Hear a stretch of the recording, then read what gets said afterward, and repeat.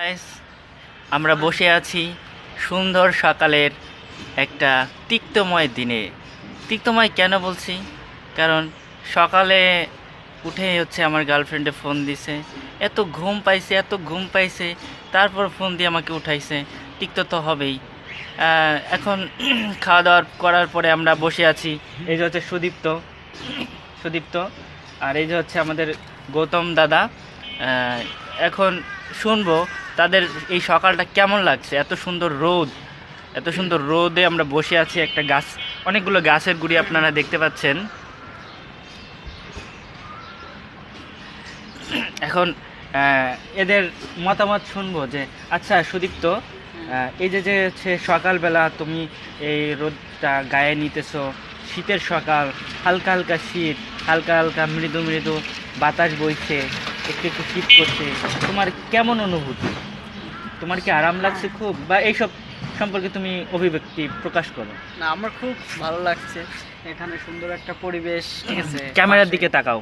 তুমি কি ক্যামেরার দিকে তাকাতে লজ্জা পাচ্ছ? অবশ্যই আমার খুব লজ্জা করি। লজ্জা তো মেয়েদের ভূষণ, তুমি তো মেয়ে না। তুমি একটু বলো, ক্যামেরার দিকে তাকাও, বলো। হাই। হ্যাঁ, হাই তো অনেক আগেই দিছো, এখন বলো তোমার কেমন লাগছে দিনটি এই সকালে? আমার অনেক সুন্দর লাগছে। তারপর রাস্তা দিয়ে অনেক লোকজন যাচ্ছে, নতুন প্রকৃতি, মানে অনেক সুন্দর প্রকৃতি তুমি কি দেখো আমি সেটা তো জানি, তুমি তো মেয়েদের দেখতে পারো। তোমার স্বভাবে আংশিক একটু লুচ্চমি আছে, তাই না?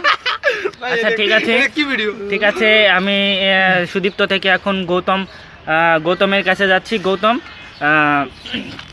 তোমার কি অভিব্যক্তি এই শীতের সকাল, এত সুন্দর একটা সকাল, সুন্দর সুন্দর বাতাস, সুন্দর সুন্দর রোদ, তোমার কি অনুভূতি? ধন্যবাদ শিশির তোমাকে। আমি আজকের এই সুন্দর প্রকৃতির মাঝে বসে আছি, আমি নিজেকে খুব ধন্য মনে করতে পারতেছি যে তোমাদের মতন মানুষের সাথে আমি সময় দিতে পারতেছি। আমার পাশে দেখতে পাচ্ছ যে সবুজ শ্যাওলা প্রকৃতির আজকে যে মহরম, আমি আজকে গৌরগোপাল আঙিনায় বসে আছি, নিজেকে খুব গর্বিত মনে করতেছি যে এইখানে এসে আমি কীর্তন করতে পারতেছি। সকালবেলা উঠে আমি ভগবানের নাম আচ্ছা, এই যে রাস্তা দিয়ে হচ্ছে মেয়েরা যাচ্ছে, এটা তুমি বারবার দেখতেছো, এটা কি তোমার বউ জানে?